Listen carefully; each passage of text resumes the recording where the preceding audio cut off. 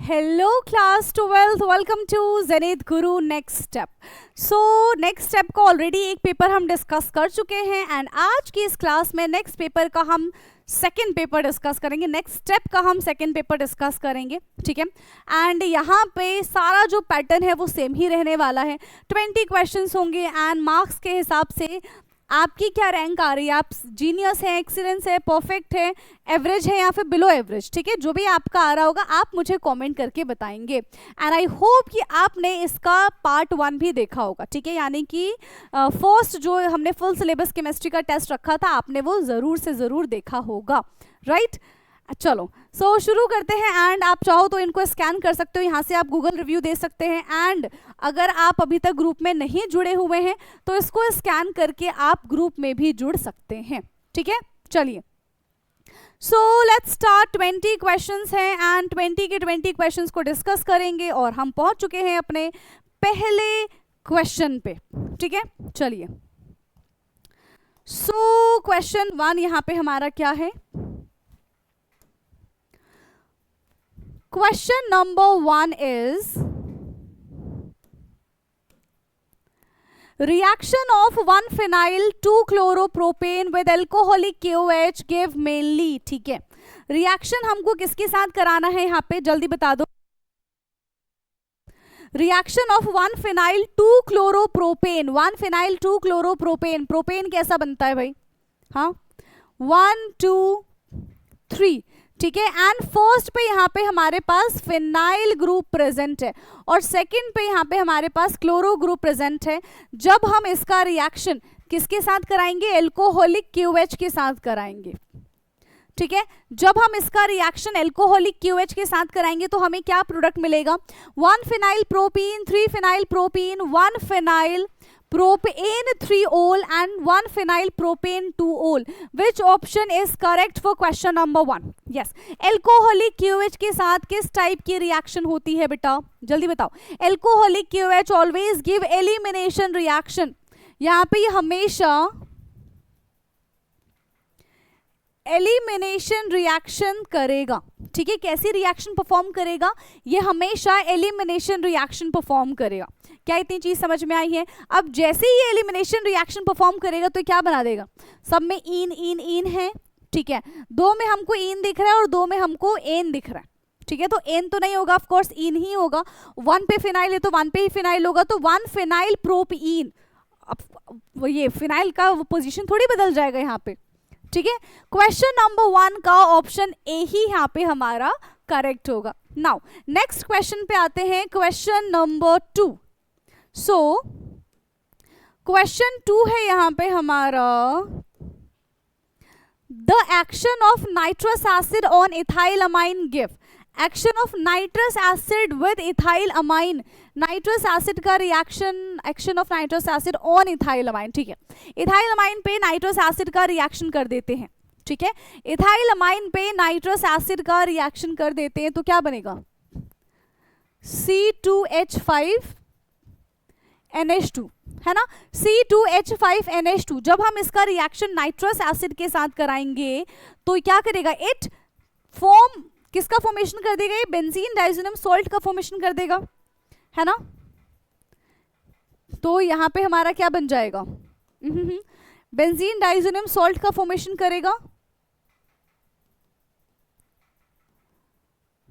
और ये यहाँ पे हमको एल्कोहल बना के दे देगा, ठीक है। ये हमको क्या बना के दे देगा, C2H5OH, ये यहाँ पे हमको एल्कोहल बना के दे देगा। So which option is correct, this is ethyl alcohol. Question number 2 का ऑप्शन बी यहाँ पे हमारा करेक्ट होगा, राइट। चलो नेक्स्ट क्वेश्चन पे आते हैं एंड क्वेश्चन नंबर 3 है हमारा इधर। Question number 3 is on hydrolysis Which of the following carbohydrate give glucose and fructose, ठीक है। किसका हाइड्रोलिसिस करने पे हमको ग्लूकोज एंड फ्रक्टोज मिलता है, किसका हाइड्रोलिसिस करेंगे, सुक्रोज का, स्टार्च का, लैक्टोज का या फिर माल्टोज का, किसका करेंगे बेटा, C12H22O11, दिस इज सुक्रोज। जैसे ही हम इसका हाइड्रोलिसिस करते हैं हमको C6H12O6 प्लस C6H12O6 मिलता है, one is glucose and second one is fructose. एक यहाँ पे हमको ग्लूकोज मिलेगा और एक यहाँ पे हमको फ्रक्टोज मिलेगा। क्वेश्चन नंबर 3 का ऑप्शन ए यहाँ पे हमारा करेक्ट होगा। ठीक है, now next question is question number 4। ठीक है, नेक्स्ट क्वेश्चन है यहाँ पे हमारा क्वेश्चन नंबर 4, और ये क्वेश्चन नंबर 4 क्या है? The deficiency of which of the following vitamin causes scurvy? Deficiency of which of the vitamin causes scurvy? किसकी वजह से scurvy हो जाता है? किसकी deficiency की वजह से यहाँ पे scurvy हो जाएगा? Vitamin A, vitamin B6, vitamin C या फिर vitamin B1? So vitamin C, जिसको हम एस्कॉर्बिक एसिड भी बोलते हैं, क्या बोलते हैं बेटा? उसको हम एस्कॉर्बिक एसिड भी बोलते हैं। तो विटामिन सी की वजह से स्कर्वी जैसी प्रॉब्लम होती है। अब स्कर्वी क्या होता है? जब आप सुबह सुबह ब्रश करते हो तो गम्स में से ब्लड आने लग जाता है ना, दैट इज कॉल्ड स्कर्वी। ठीक है, bleeding gums is called scurvy. ठीक है, मतलब नॉट ब्लीडिंग गम्स, हाँ मतलब दांतों से खून आना स्टार्ट हो जाता है एंड स्कर्वी जैसी प्रॉब्लम हो जाती है। सो किसकी वजह से होती है? विटामिन सी की वजह से होती है। Vitamin C is the correct one for question number 4। ठीक है, विटामिन सी यहाँ पे करेक्ट हो जाएगा। Now question 5। ठीक है, सो क्वेश्चन नंबर 5 इज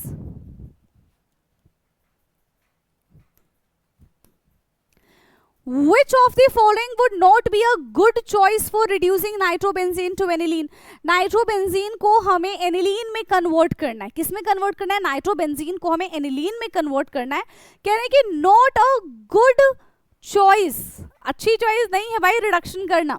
LiLH के साथ, H2Ni के साथ, FeHCl के साथ या फिर SnHCl के साथ। तो करेक्ट है, ठीक है, करेक्ट है, करेक्ट है, करेक्ट है। इन सब के साथ रिडक्शन करना एक बेस्ट मेथड कहलाता है।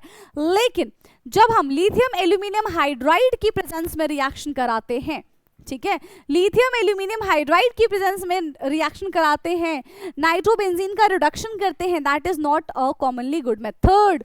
सो फॉर क्वेश्चन नंबर 5, ठीक है, क्वेश्चन नंबर 5 के लिए ऑप्शन ए यहाँ पे हमारा एकदम करेक्ट हो जाएगा। Next question is question number 6। चलो भाई क्वेश्चन 6 पे आते हैं अब हम। सो क्वेश्चन 6 है, which molality of dilute solution is doubled the value of molar elevation constant Kb will? ठीक है, if no not which, if the molality of dilute solution is double, अगर dilute solution का molality double कर दिया गया है, ठीक है, the value of molar elevation constant Kb will be, तो Kb पे क्या फर्क पड़ेगा? हाँ, मोलालिटी को डबल करने से Kb पे क्या फर्क पड़ेगा? क्या कोई फर्क पड़ेगा? जल्दी बता दो। Yes, so basically molar elevation constant जो है Kb है, is the property of solvent that does not depend on concentration, जो कॉन्सेंट्रेशन पे डिपेंड ही नहीं करता है। ठीक है, जो कॉन्सेंट्रेशन पे डिपेंड ही नहीं करता, तो हम चाहे कितना भी मोलालिटी डबल कर ले, ट्रिपल कर दे, Kb पे कोई फर्क नहीं पड़ेगा। ठीक है, Kb पे कोई फर्क बेटा नहीं पड़ेगा। सो क्या हो जाएगा? अनचेंज, कोई फर्क नहीं पड़ेगा, तो ये हमारा यहाँ पे अनचेंज हो जाएगा। क्वेश्चन नंबर 6 का ऑप्शन डी करेक्ट है, दैट इज अनचेंज। ठीक, नेक्स्ट क्वेश्चन है question number 7। So, question 7 is hydrolysis of sucrose is called. Hydrolysis of sucrose, जब हम सुक्रोज का हाइड्रोलिसिस करते हैं तो that is called inversion, hydration, esterification and saponification. क्या बोलते हैं उसको हम? यस, क्या बोलते हैं? Sucrose is a invertase sugar, है ना, जो पहले डेक्स्ट्रो होता है बट बाद में हाइड्रोलिसिस करने के बाद उसको क्या हो जाता है? ओवरऑल लीवो रोटेशन शो करने लग जाता है। ठीक है, सो यहाँ पे क्या हो जाएगा? That is called inversion. Hydrolysis of sucrose जो है वो बिल्कुल उल्टा हो जाता है, डेक्स्ट्रो से ये लीवो बन जाता है, that is called inversion. Question number 7 का ऑप्शन ए यहाँ पे हमारा कैसा हो जाएगा? करेक्ट हो जाएगा। ठीक है बेटा, ओके, बड़े आगे क्वेश्चन पे। चलो 8th क्वेश्चन पे आ जाओ। 8th चलिए भाई, क्वेश्चन नंबर 8 की तरफ बढ़ा जाए। एंड क्वेश्चन 8 है यहाँ पे हमारे पास, which of the following cell was used in Apollo space programme. कौन सा सेल यहाँ पे अपोलो स्पेस प्रोग्राम में यूज किया जाता है? Any idea? यस, एंड उसके काफी सारे यूजेस भी हैं, जल्दी बता दो। Mercury cell, Daniell cell, H2O2 fuel cell and dry cell. क्या हो जाएगा? अपोलो स्पेस प्रोग्राम में विच सेल इज यूज्ड। देखो, उस सेल का इस्तेमाल इसलिए किया जाता है क्योंकि उससे क्या क्या किया जा सकता है? इलेक्ट्रिसिटी जनरेट की जा सकती है, वाटर का प्रोडक्शन होता है, that's why they are the best fuel, and that is hydrogen oxygen fuel cell. ठीक है, hydrogen oxygen fuel cell is the correct answer, right. चलिए नेक्स्ट क्वेश्चन है question number 9th। So question number 9th है यहाँ पे हमारा, the number of molecules that react with each other in a elementary. Number of molecules that react with each other in elementary, तो उसको क्या कहते हैं? Reaction is measured of the activation energy of the reaction, order of the reaction, stoichiometry of the reaction, या फिर मॉलिक्यूलैरिटी of the reaction. तो बेटा, जब भी हम एलिमेंट्री रिएक्शन के बारे में बात करते तो रिएक्टेंट आपस में रिएक्ट करके जब प्रोडक्ट का फॉर्मेशन बनाते तो कितने स्पीशीज ने आपस में रिएक्शन किया है, कितने स्पीशीज ने आपस में कोलिजन किया है to make a perfect product, उसको हम क्या कहते हैं? That is called molecularity, and that is applicable for only and only elementary reaction. ठीक है, जो कि सिर्फ और सिर्फ एलिमेंट्री रिएक्शन के लिए ही एप्लीकेबल होता है, राइट बेटा। सो यहाँ पे क्या हो जाएगा? Of course question number 9th का ऑप्शन डी करेक्ट हो जाएगा, that is molecularity of the reaction. ठीक, चलिए नेक्स्ट क्वेश्चन है question number 10th। So question 10th is, which of the following aqueous solution will have the highest osmotic pressure। ठीक है, कौन से aqueous solution के पास यहाँ पे highest क्या बोलते हैं, हाईएस्ट ऑस्मोटिक प्रेशर होगा। सो याद रखना, क्या याद रखना है? Osmotic pressure is directly proportional to the number of particles. ठीक है, ऑस्मोटिक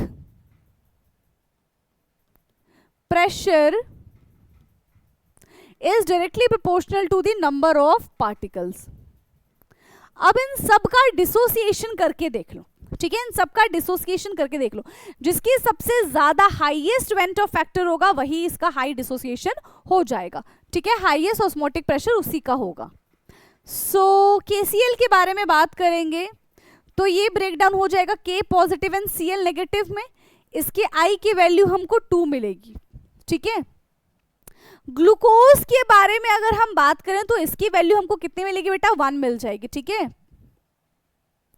ग्लूकोज है, यूरिया है, इन सब की वैल्यू 1 होती है।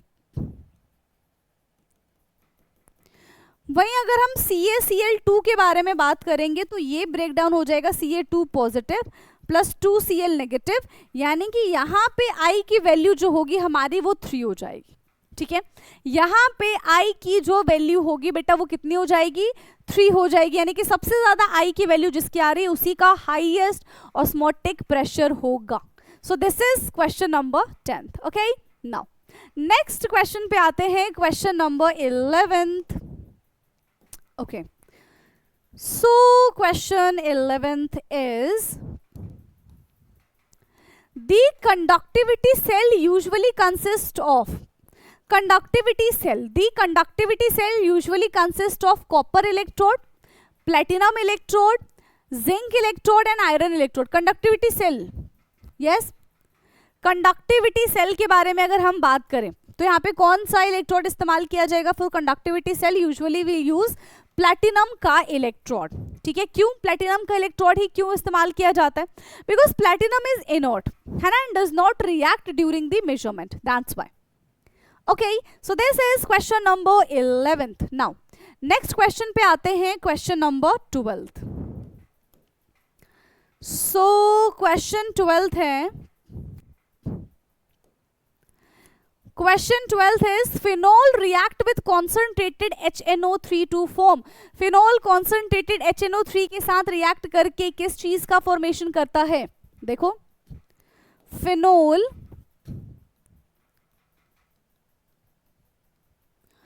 concentrated HNO3 के साथ रिएक्शन करेगा तो ये हमको बना के देगा NO2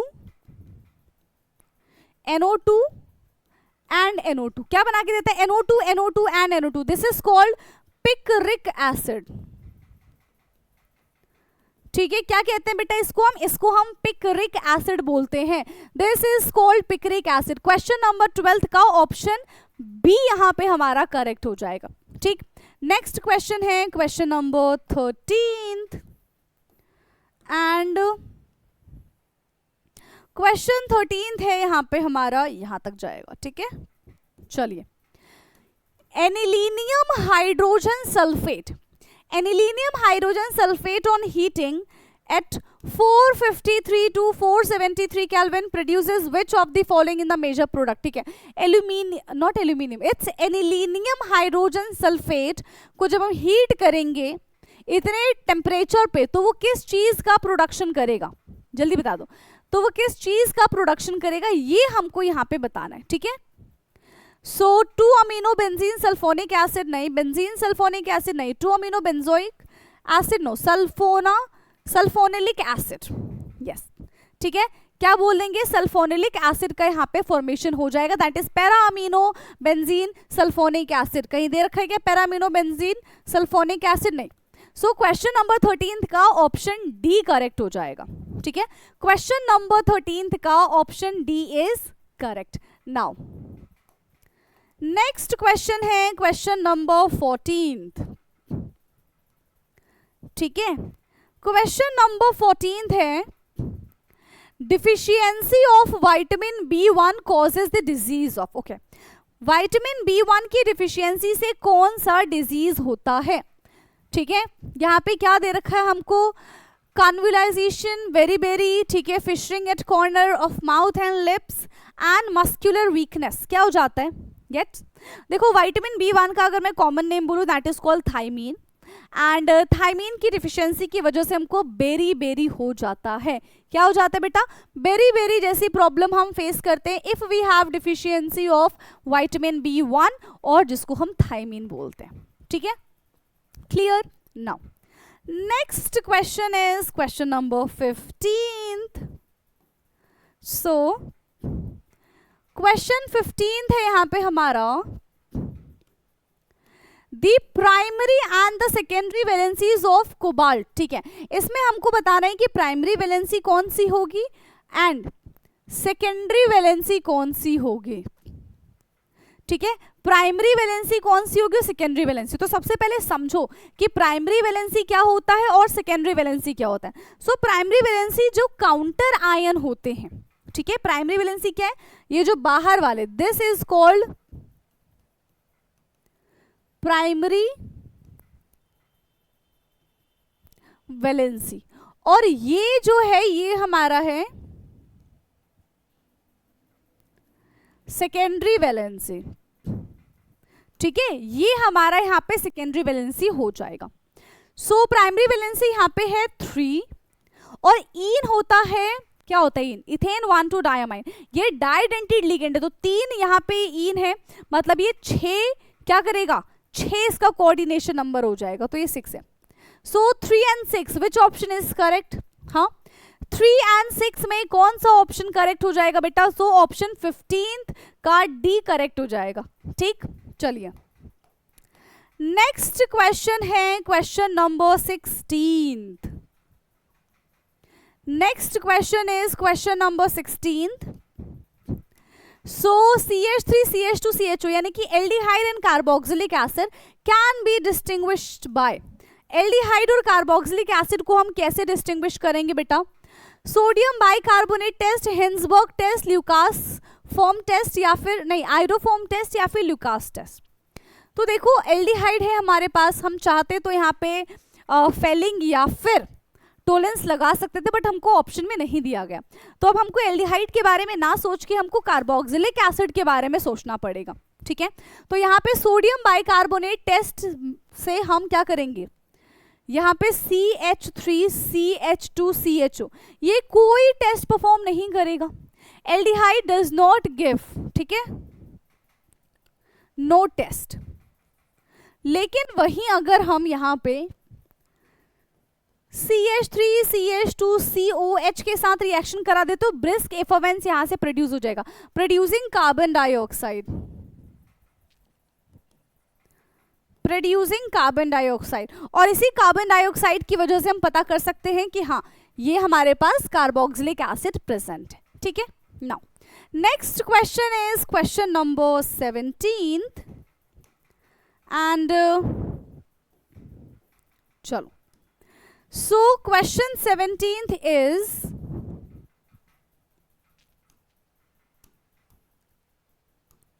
हाँ जी, तो यहाँ पे क्वेश्चन नंबर 17 क्या दे रखा है, in which of the following group are both ions coloured in aqueous solution. तो किसके आयंस यहाँ पे कलर्ड है, देखो कलर और कलरलेस कैसे पता करते हैं कि उसके पास अनपेयर्ड इलेक्ट्रॉन्स प्रेजेंट है कि नहीं है। अगर जो अनपेयर्ड इलेक्ट्रॉन प्रेजेंट होगा तो वो स्पीशीज हमारा कलर होगा, और अगर अनपेयर्ड इलेक्ट्रॉन प्रेजेंट नहीं होंगे तो वो कलरलेस हो जाएगा, ठीक है। क्या हो जाएगा, कलरलेस हो जाएगा।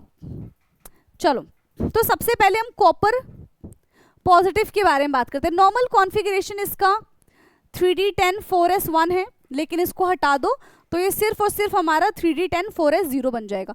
मतलब ये कलर्ड है क्या, मतलब ये कलर्ड है क्या, नहीं, ये तो कलरलेस हो जाएगा। This is colourless. फिर हम टाइटेनियम 4 पॉजिटिव के बारे में बात करते हैं। तो टाइटेनियम हमारा 22 पे आता है, ठीक है, कितने पे आता है, 22 पे। तो 3D2 4s2 इसका कॉन्फ़िगरेशन हो जाएगा, और क्योंकि ये 4 है तो ये हमारा 0 हो जाएगा, तो ये भी हमारा कलरलेस हो जाएगा, ठीक है। फिर हम बात करते हैं कोबाल्ट 2 पॉजिटिव। वैसे तो कोबाल्ट का कॉन्फ़िगरेशन कितना है, 3D7 4s2, बट क्योंकि ये 2 पॉजिटिव है तो ये हमारा 3D7 आएगा, और इसके पास अनपेयर्ड इलेक्ट्रॉन है तो ये हमारा यहाँ पे कलर्ड हो जाएगा, ठीक है। Fe2 पॉजिटिव, Fe2 पॉजिटिव के बारे में अगर हम बात करें तो इसका electronic configuration will be 3D6 4s2, और वैसे 3D6 होगा, मतलब इसके पास भी अनपेयर्ड इलेक्ट्रॉन प्रेजेंट है, तो ये भी हमारा कलर्ड हो जाएगा। So third and fourth are coloured, यानी कि क्वेश्चन नंबर 17 का ऑप्शन सी यहाँ पे हमारा करेक्ट हो जाएगा, ठीक है, option C is correct. Next question है क्वेश्चन नंबर 18। नाउ क्वेश्चन 18 है, the value of Henry constant KH is, the value of Henry constant KH is, क्या होता है हेनरी कांस्टेंट का value, greater for gases with higher solubility, greater for gases with lower solubility, constant for all the gases, not related to the solubility of gas, not related to the solubility of gas. तो क्या हो जाएगा, विच option is correct, जल्दी बता दो क्या होता है। देखो, according to Henry's law higher KH का मतलब होता है लोअर सॉल्युबिलिटी, है ना, हायर KH का मतलब होता है lower solubility. So greater for gases with lower solubility, greater for gases with lower solubility. Question number 18 का बी ऑप्शन यहाँ पे हमारा करेक्ट होगा, राइट। चलिए भाई नेक्स्ट क्वेश्चन पे आते हैं, सेकेंड लास्ट क्वेश्चन। चलो अब बस 2 ही क्वेश्चन बचे हुए हैं, ठीक है। So question number 19 is, out of the following statement, the correct statement is, out of the following statement, correct statement कौन सा होगा बेटा, lanthanum is actually not an element of transition series, zirconium, अच्छा 20th वाला question भी आ गया, leave it, इसको छोड़ो। Zirconium and hafnium have almost identical atomic radii. Lanthanoid are radioactive and ionic radii increase from lanthanum 3 positive to lutetium 3 positive. Out of the following statement, the correct statement is, कौन सा यहाँ पे statement correct है, yes, कौन सा statement यहाँ पे correct है बेटा, तो zirconium and hafnium almost have identical atomic radii due to the lanthanoid contraction. Due to the lanthanoid contraction. Clear? Now आ जाते हैं अपने 20th क्वेश्चन पे। चलो भाई, आखिरी सवाल है आज की क्लास का, question number 20th। Which of the following is a levorotatory in nature? कौन सा इसमें से लीवोरोटेटरी नेचर का होगा? Alpha D glucose, beta D glucose, beta D fructose and sucrose. क्या हो जाएगा? Yes, which option is correct for this question? कौन सा ऑप्शन बेटा यहाँ पे हमारा करेक्ट हो जाएगा? That is one and only fructose. ठीक है, that is beta D fructose. ठीक है, beta D fructose. Question number 20 का ऑप्शन सी यहाँ पे हमारा करेक्ट हो जाएगा, राइट। एंड इसी के साथ सारे के सारे क्वेश्चंस हमने कर लिए अपने समाप्त। ठीक है,